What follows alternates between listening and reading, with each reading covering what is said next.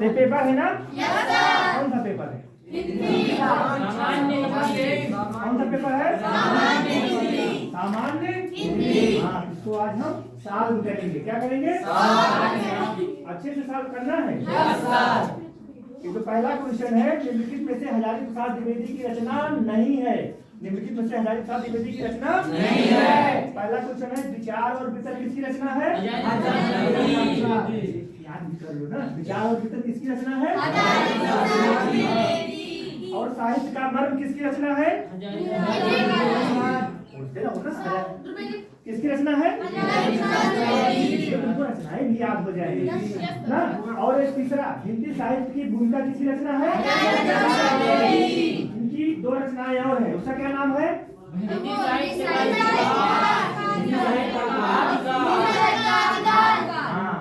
साहित्य का इतिहास और हिंदी साहित्य का और हिंदी साहित्य की भूमिका लिया। इनकी 5 रचनाएं कंप्लीट हो गई ना। और एक किसी रचना दिया है, बिल्लेसुर बकरिया। ये किसकी रचना है? निराला का पूरा नाम? ऐसे ही पढ़ो।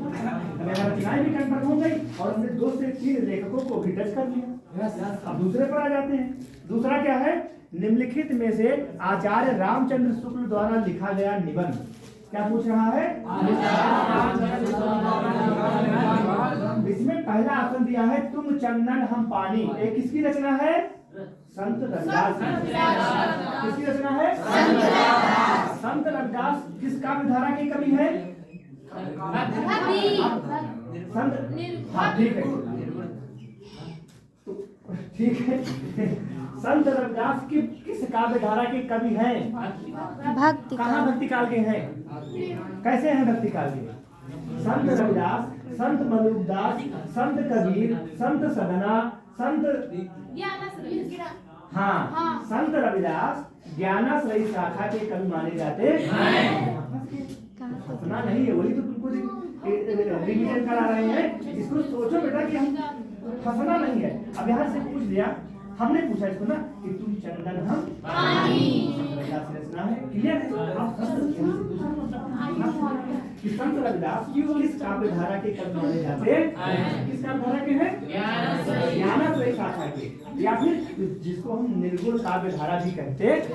निर्गुण काव्य धारा भी तो कहते हैं। ज्ञानाश्रयी, ज्ञानाश्रयी को निर्गुण काव्य धारा भी कहा जाता है और प्रेमाश्रयी को सूफी काव्य भी कहा जाता है। बोलना नहीं, प्रेमाश्रयी काव्य को सूफी काव्य धारा भी कहा जाता है। सूफी काव्य धारा के प्रमुख कवि कौन है? जायस का पूरा नाम? जायस नगर मोर स्थान। जायस नगर मोर स्थान। इसके अलावा और कौन से कवि हैं सूफी काव्य के? मंझन है। तुम इधर किसी का देख रहे हो तो बोल क्यों नहीं? कब का नाम बताइए ना। कुतुबन। किताब से नहीं मिलेगा, किताब पलट नहीं होगा, दिमाग से पढ़ो। यहाँ इसे नहीं मिलेगा जो बता रहा। ऐसे सोचो, सूफी काव्य धारा के और कवि हैं? किताब खोलो, पन्नों से थोड़ी पाओगे।